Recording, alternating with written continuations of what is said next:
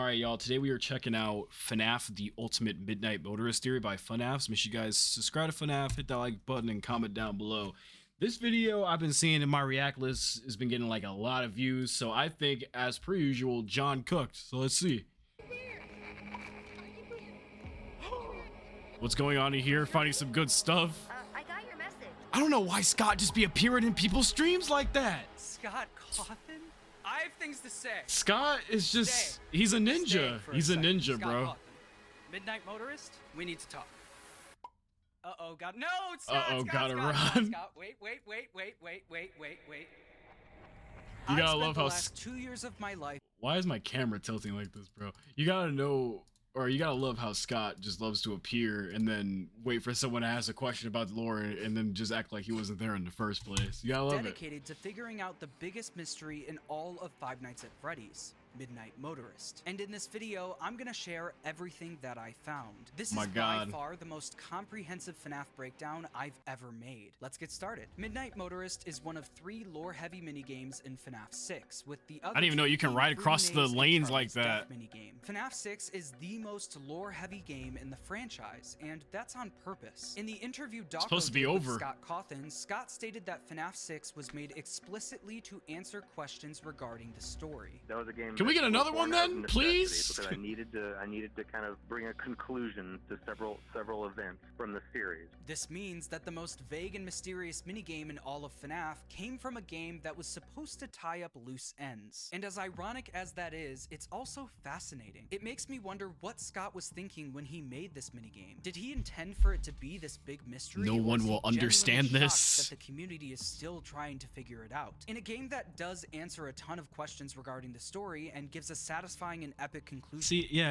it's sorry to cut him off, but it's like kind of crazy because what if we like always just had answers to our questions, but we just overcomplicate them? Because everything on here was so straightforward lore-wise, so should we just be taking what we see in the Midnight Motorist just at face value, eye value, whatever we just see? Motorist is virtually the only thing in the game. But then it's like, who are these people? And it's because of how random it is. The minigame takes place directly after Charlie's death. Afton pulls up to the pizzeria, kills Charlie, and speeds off. Midnight Motorist is showing us where he sped off to. We know this because the minigame is labeled Later That Night in the game. Later that night. The minigame shows Afton driving back home, but before he gets there, he passes a clearing in the woods containing a mound of dirt and a bar called Junior's that he was apparently kicked out of. You can even see the bouncer standing at the entrance who promptly tells Afton, "Come on, you know you can't be here, don't make this more difficult than it has to be." This is the part of the minigame that makes the most sense. Scott was giving us important context to Charlie's death by showing that Afton was under the influence when he killed her, possibly explaining why her death was so sloppy and bro was drunk and decided to kill. Like, what? His way home, walks in the door, and is met with someone watching TV. The person says to Afton, "Leave him alone tonight. He had a rough day." Afton then goes to the bedroom only to find that it's locked. Quote, "I told you not to close your door. Afton does not listen to his wife. Confirmed. I'll find a way in from the outside." He then goes outside to find that he escaped through the window, along with some animatronic footprints next to the bushes. Afton then says, "Ran off to that place again. He will be sorry when he gets back." Then the minigame ends. Even with the full context of the minigame, there's a whopping 5 big questions left unanswered. 5 big questions. It's always fucking 5. TV? Who is the runaway? What was buried in the middle of the woods? Where did the runaway run off to? And why are there animatronic footprints by the bushes? In order to answer these questions, we're gonna do something a little bit I wonder if it was also intentional for it to be 5, knowing Scott. different. Let's look at this minigame from the perspective of the developer, starting with the person watching TV. When Scott made this part of the minigame, he likely started with this, a blank room with nothing in it. He then knew he wanted to add a specific time to add a character. Likely a member of the Afton family. Scott then decided to add 3 details to help us better understand who this is. If we're really gonna be in the eyes of the developer back in this day and age, it was probably Scott wanting to have like 15 troll PNGs like hidden in the map, and you would have to brighten it up to see them. Just a bunch of troll faces. Because man, if that guy was not a prankster back then He had the person sit and watch TV, wear a gray shirt, and talk with gray text. These are all traits that belong to Michael Afton. In FNAF 4, Michael wears a gray shirt, uses gray text, and in Sister Location is known for going home, sitting on a chair, and watching TV. The only 3 details we get I've never seen anybody call that Michael Afton. But if this is I Michael think. Afton, who is the boy who escaped out his bedroom window? Well, by process of elimination, it has to be the only boy left in the Afton family. The crying child. Need we prove? In FNAF 4, we learned that Michael Afton is in charge of babysitting the crying child. And in that game, we constantly see them home alone together, just like we see in Midnight Motorist. Also, one of the main things we learn about the crying child comes from one of the very first lines we get in FNAF 4. Quote, "What did he do this time? He locked you in your room again." Whenever Michael wasn't terrorizing his younger brother, he would constantly lock him in his room. And what do we see in Midnight Motorist? Michael and the crying child home alone with Michael watching TV. Now wait a while damn the crying second, child John. is locked in his room, Wait a damn matching second. perfectly with everything we learned from FNAF 4. So far, we've answered 2 questions with some pretty solid evidence to back them up. But we still have 3 questions left, with the next one being a big one. He's racking my brain right now. This random pile of dirt has driven me nuts for over 7 years now, and in my opinion, it is the biggest mystery in all of FNAF. Here's why. Unlike other parts of Midnight Motorist, there's literally nothing to connect this pile of dirt back to. Could it be the crying child's Had body? specific traits that connected directly back to Michael Afton. The runaway has specific traits that connect it right to the crying child. This pile of dirt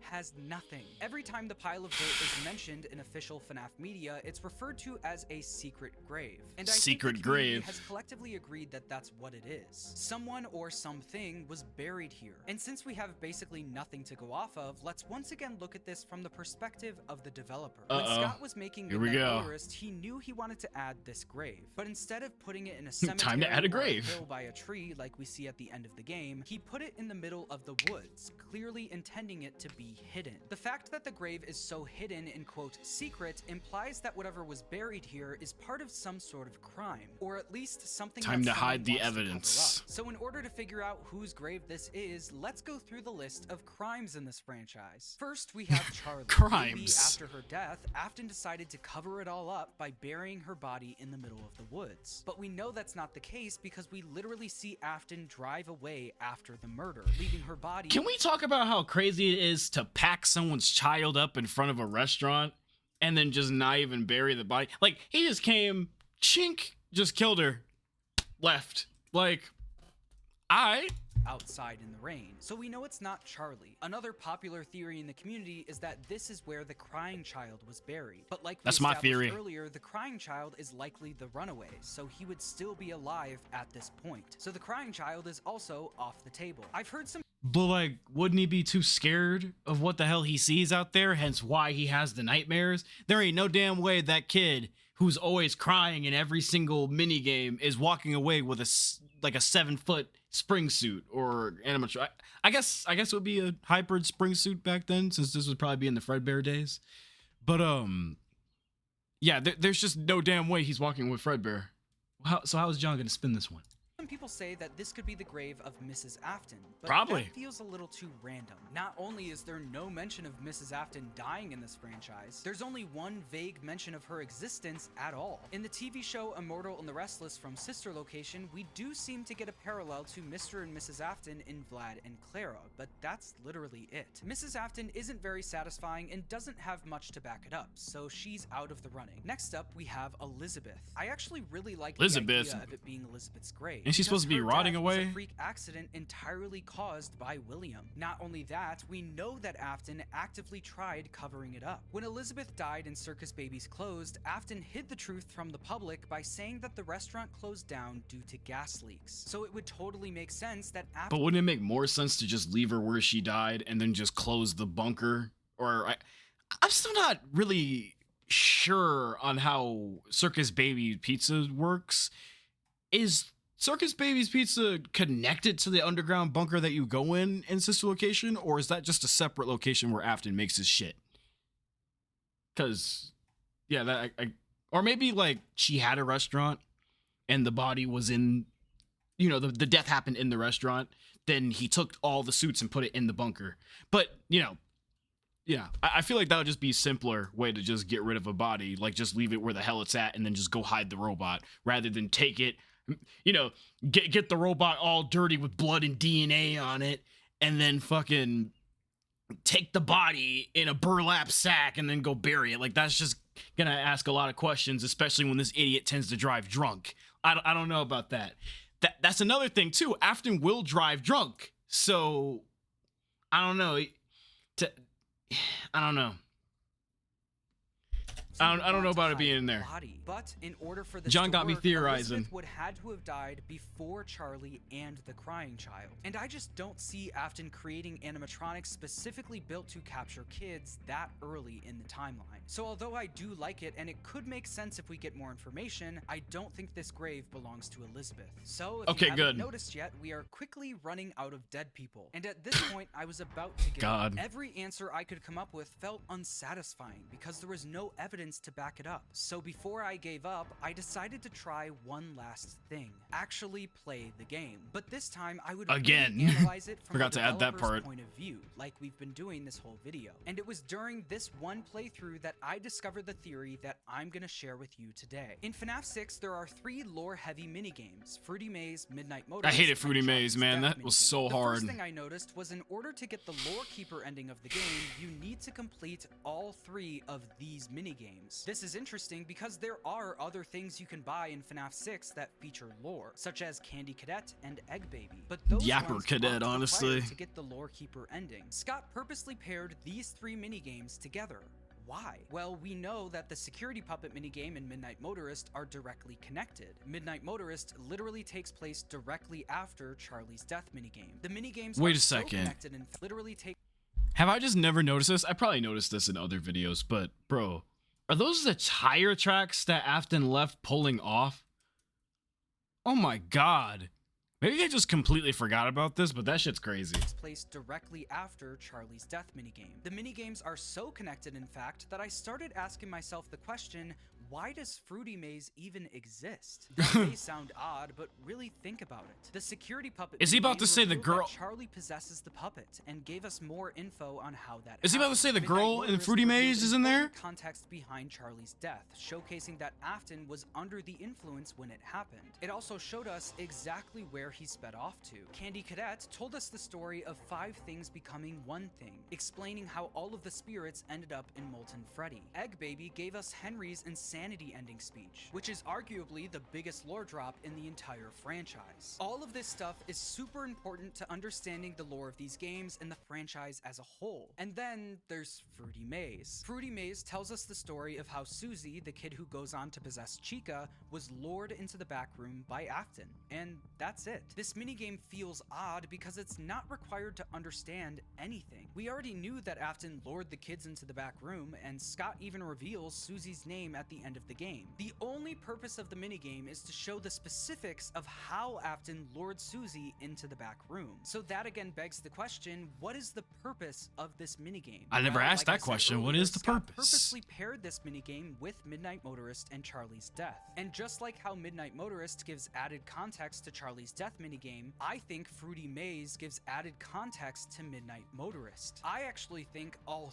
3 of the minigames are connected to each other. In Fruity Maze, we learn exactly how Afton lured Susie into the back room. It's revealed that Susie's dog had died, and Afton told her, quote, "He's not really dead. He's over here. Follow me." What if I told you that it's not a human buried in the woods in Midnight Motorist, it's Susie's dog? Oh, Let me shit. explain. The more you play the Fruity Maze minigame, the more it starts to break. First, you see a bunch of fruit. Ain't there like a scattered car throughout the sound maze. too? Then you start to see Susie's dog alongside the fruit. And in the final phase of the minigame, the fruit is gone and we see 3 things: Susie's dog, a mini coffin, and flowers. The music in the minigame then cuts out and you start hearing a car alarm. Yeah.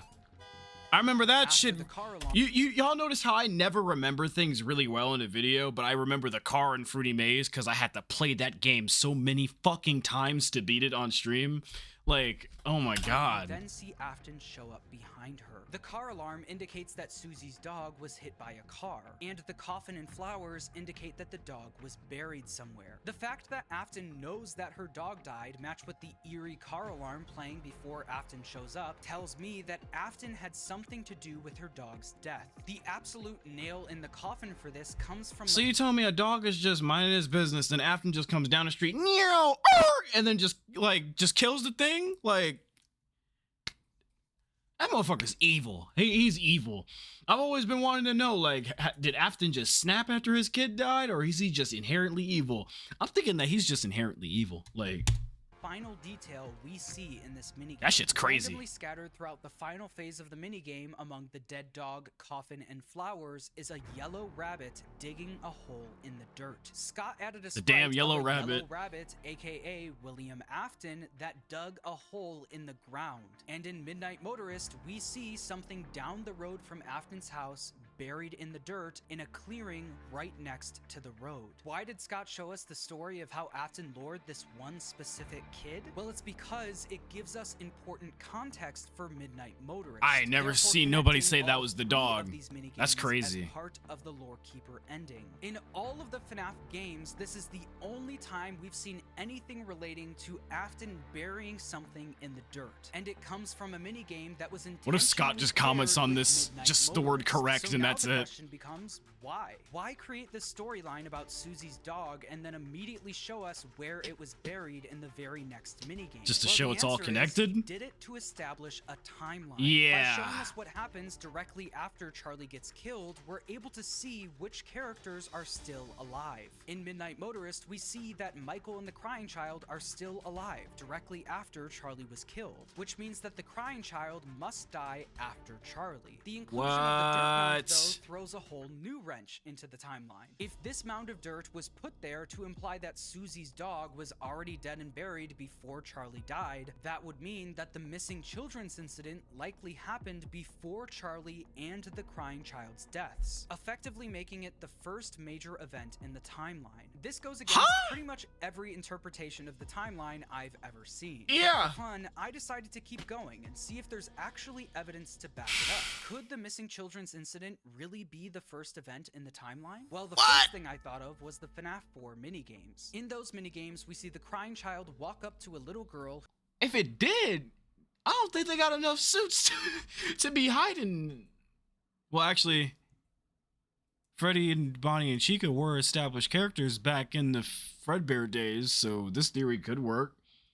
And if somewhere in Fredbear's or just in a Fazbear Corporation, they're storing the puppet and the OG suits, I guess Charlie could have some time to possess the puppet suit and throw them all in there within this.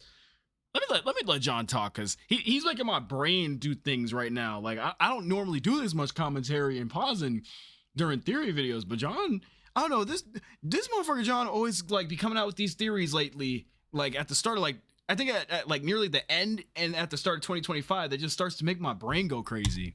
Who says, quote, "You'd better And watch Hyperjoy out. be doing I that hear they too. come to life at I night, swear. And if you die, they hide your body and never tell anyone." This is odd because the commonly believed year of the missing children's incident is 1985, and we know that this minigame takes place in 1983. That means that the rumors of kids being stuffed into animatronics existed in 1983. Holy before shit. The Crying Child was Watch even out, dead they come to yet, life which would at line up night. with the missing children's incident being the first event in the timeline. Holy While shit! playing FNAF 6, I also noticed a weird detail about the Charlie death minigame. One thing about Scott's 8-bit minigames is that they have little to no details, so much so that we don't even know which pizzeria this minigame takes place in. Fredbear's Scott or really Freddy's. only adds details that are required to understand the basics of what's going on. So when we get to the part of the minigame where we go outside, you can see that Scott added rain and garbage cans to show that we're on the side of the building. But one other thing he decided to add were posters taped to the walls. This is a common thing you'd see on the side of a building, but what's interesting is the type of poster it is. Scattered on the walls outside of the pizzeria are wanted I was just about to fucking say that, but I was still fucking yawning. Wanted posters?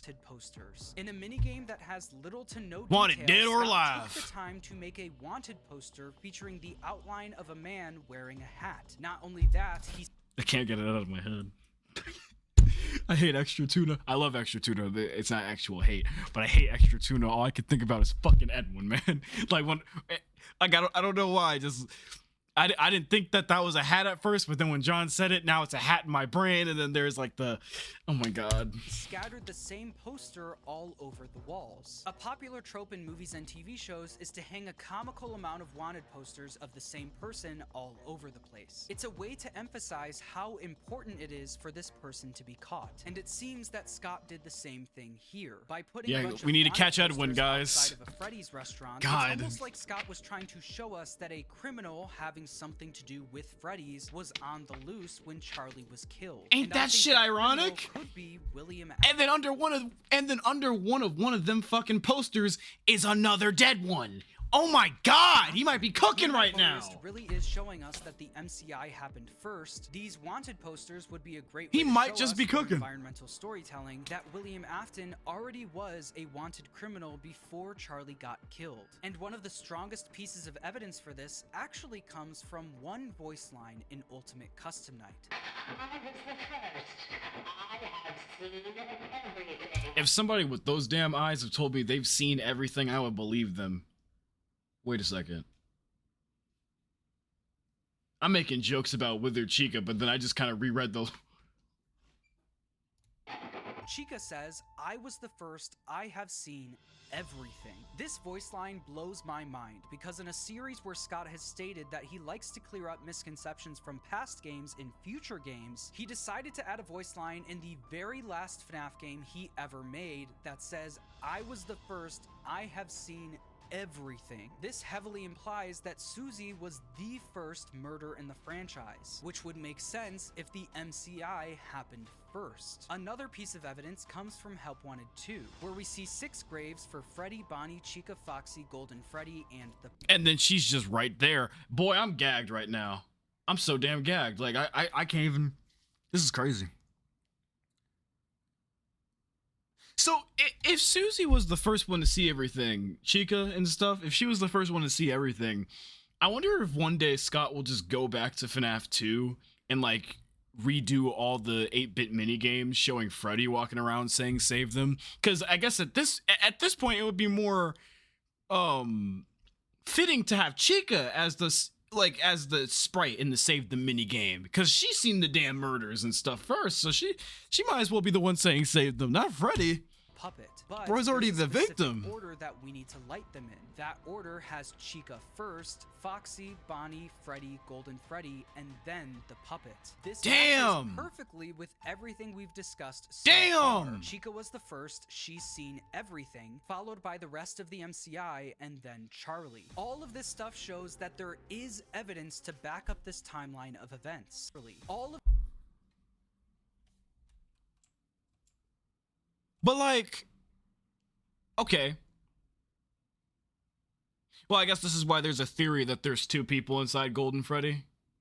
Because it's weird that Golden Freddy would be before the puppet, but isn't someone kind of already associated with Golden Freddy before the... Yeah, I don't know. I don't know. All of this stuff shows that there is evidence to back up. Oh, I guess he's saying that the puppet was already dead, and then later he dies. So I guess someone was already in Golden Freddy, and then he goes in too? I don't know. This timeline of events, which means that this very well could be where Susie's dog was buried. So that's 3 of the 5 questions with a pretty satisfying answer to back it up. But now we get to the actual hardest questions to answer in this minigame. Where did the crying child run off to? And why are there animatronic footprints by the bushes? Unlike the pile of dirt in the clearing, we actually have dialogue we can analyze that's related to the scene. When William Afton comes home to see that his son escaped out his bedroom window, he says, quote, ran off to that place again. He will be sorry when he did. Also, if this is William Afton, why is he not saying, oh shit, somebody just used my trick to go get my son? Like, why is he not wondering why there's suit tracks out there? Because either a possessed suit got his attention, or So, there's another William Afton, and I know damn well there's not another William Afton or another murderer. There's not two. So I guess a possessed suit just got his attention. It's back. The most important part of this dialogue is the word again. Ran off to that place again implies that this is a pattern of behavior. Afton also immediately knows where he ran off to. This isn't the first time the crying child has done this. That then begs the question, where is he running off to? One possible option comes from the Twisted Ones, which released 6 months before FNAF 6. In the book, Charlie gets kidnapped by one of the Twisted animatronics, and her friends are But didn't Afton make the Twisted Ones? While her friends are looking for her, Shadow Freddy appears in the woods, and her friend says, quote, "I don't know what it is, but I think it wants us to follow." Shadow Freddy then lures them directly to Charlie. What Shadow Freddy is and why it did this is never explained in the book, but what if it helps explain Midnight Motorist? What if, just like in the book, Shadow Freddy appeared outside of the crying child's window and lured him? But then it's like, who the fuck is Shadow Freddy then? Because I don't even think the games ever explained what the hell that thing was. It wasn't always just trying to help? To Charlie. In FNAF 4, we're told repeatedly that the reason the crying child is scared of the pizzeria is because he saw something. So what if the thing that he saw was Charlie getting killed outside of the pizzeria? This theory is pretty popular in the community and is similar to ID's Fantasy's take on Midnight Motorist. Every time we see the crying child in FNAF 4, he is terrified of Fredbears. But Midnight Motorist showed us that that wasn't always the case. It turns out that the crying child used to run off to that place all the time. He loved going there until he saw Charlie get killed outside of the pizzeria. I really like this explanation, and it's because it gives a solid reason for why Scott set Midnight Motorist on the same night as Charlie's death. The reason he showed us that the crying child ran off to the pizzeria the same night Charlie was killed was to connect those two events. Midnight Motorist showed us that the crying child wasn't always scared of the pizzeria, while also showing us the night that all changed. Also, wasn't always Shadow scared Freddy of it. luring the crying child to Charlie not only matches up with the Twisted Ones, but also FNAF 3, where we see Shadow Freddy luring the animatronics in the Follow Me minigames. Why did that shit just click? He said it. He said it probably at least 30 damn times that Shadow Freddy was leading the motherfuckers to Charlie, and then in the book, he let it. See, this is why Scott never should have fucking said the books don't necessarily connect to the canon. Because, look, what the fuck? That's why Scott never should have just said that. He should have just let people handpick, and then just see that certain things line up. This is a great explanation and is super satisfying, but I do have a few problems with it. In FNAF 4, when the crying child is left alone at Fredbear's, he's told to run towards the exit. But if you try to go further into the pizzeria, you hear, quote, "No, don't you remember what you saw? The exit is the other way. Hurry and leave." This implies that what the crying child saw was further inside of the pizzeria. The crying child wouldn't want to go outside if what he saw was Charlie being killed outside. Also, 2 months after FNAF 4 came out, Scott gave us 3 clues to help figure out the game, with one of them being what is seen in shadows is easily misunderstood in the mind of a child. This is Scott outright telling us that the crying child didn't actually see anything bad happen, he misunderstood what he saw. There's a reason that after we get the line, "Don't you remember what you saw?" we see this Easter egg, an employee in the shadows of the back room putting on a Bonnie suit. The crying child saw this and thought someone was being stuffed into a suit. This is why he wants to leave the pizzeria and is scared of the animatronics. When confronted with a stupid nugget-brained kid would think that was someone getting eaten, and then like 5 minutes later the dude's on lunch break. Like, he's told, quote, "It's too late. Hurry the other way and find someone who will help. You know what will happen if he catches you." That "he" is clearly referring to the Fredbear mascot that just appeared in front of him. So although I love the theory of crying child being lured by Shadow Freddy and witnessing Charlie's death, it's not perfect. Speaking of things not being perfect, this whole theory isn't perfect. Susie's dog being buried in the clearing and the MCI being the first event in the franchise has evidence to back it up. But time and time again, in the Silver Eyes trilogy, Fazbear Frights, and the Into the Pit game, Scott has established that the MCI happened in 1985, making it impossible for it to be the first event in the timeline. You could argue that those books and the Into the Pit game take place in a different continuity, but with how many times Scott Scott has stuck with that year, I doubt he would change it for the main games. And with that, the entire theory falls apart. But that's kind of the point of this video. I wanted to show you the process of what it's like to theorize about this minigame. From getting excited about finally finding some solid answers with solid evidence to back them up, to finding the one or two things that make it all fall apart. The theory I shared with you today does contain my best guesses for what this minigame was trying to show us. But at the same time, I did ask a couple of questions that would make it fall apart.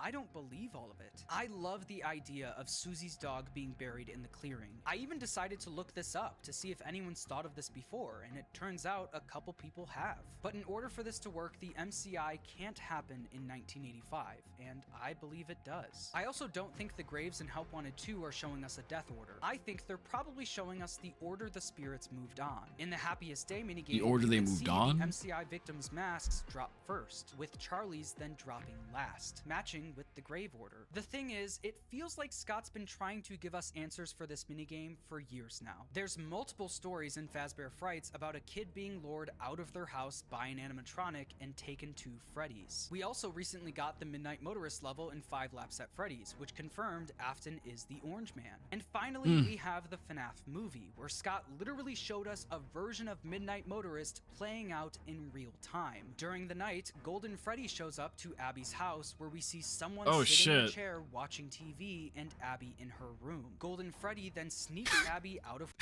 Golden Freddy, a shot of fucking Corey X Kesha turning around like, oh my god. her house and takes her to Freddy Fazbear's Pizza. And the funny thing is that this could also work in the games. Just like Abby, the crying child is also being taken care of by his older brother Mike. The crying child also has a close relationship with his plushies, just like Abby. Abby calls the animatronics her friends in the movie. The crying child calls his Freddy, Bonnie, Chica, and Foxy plushies his friends in the games. The crying child could easily be friends with the animatronics. And Midnight Motorist could be Golden Freddy sneaking the crying child out of his house at night to go hang out at the pizzeria, just like in the movie. But like we established earlier, this would only make sense crazy. if the MCI happened and scary first, which seems unlikely. Midnight Motorist is one of the biggest mysteries in all of FNAF because of its extreme lack of detail and lack of things to connect it back to. And this could very well be on purpose. In the recent interview Daco did with Scott, he talked about how he makes his games. You know, whenever I'm making these games, there are a lot of things that are in my head that are just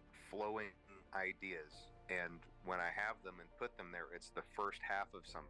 It's like a first string half or of rope, something, like reaching out, and I know that what's there on the other end is there. I trust that it's there. I know that it's there. And then whenever I progress forward, the rest of that just reappears. The rest of it appears and just fits into place perfectly. That's how all my games have been made. I feel that there is something there, and I make the roads to get there for that to be revealed. Scott loves foreshadowing and laying the groundwork for something to be explained later. So Midnight Motorist could be Scott giving us the first half of something with the rest being revealed later on. Who knows? This minigame is a great representation of FNAF as a whole. There are so many ways you can make everything work, but you can't achieve that. I swear Scott needs to just like start making reaction videos to theories. Like I just want to see him laugh at just like how much we try to theorize what the hell he's like talking about in these mini games without filling in some big gaps in the story yourself, at least for now. Subscribe if you enjoyed, and thanks for watching. That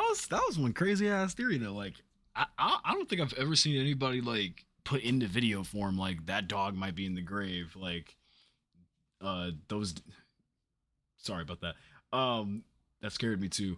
Like that dog might be in the grave, like those kids might have died first. I don't know. What do y'all think? Do y'all think John might be cooking here? Do y'all think this theory might be weird? It's a good theory, but yeah, there are a couple of things that make me like kind of question it, and I don't know. But hell, it could just be like a correct theory because not a lot of people have actually like put it out there and like put it in the video form for a lot of people to like listen to and actually think about the different plot points. All right, I'll see y'all later. Peace out.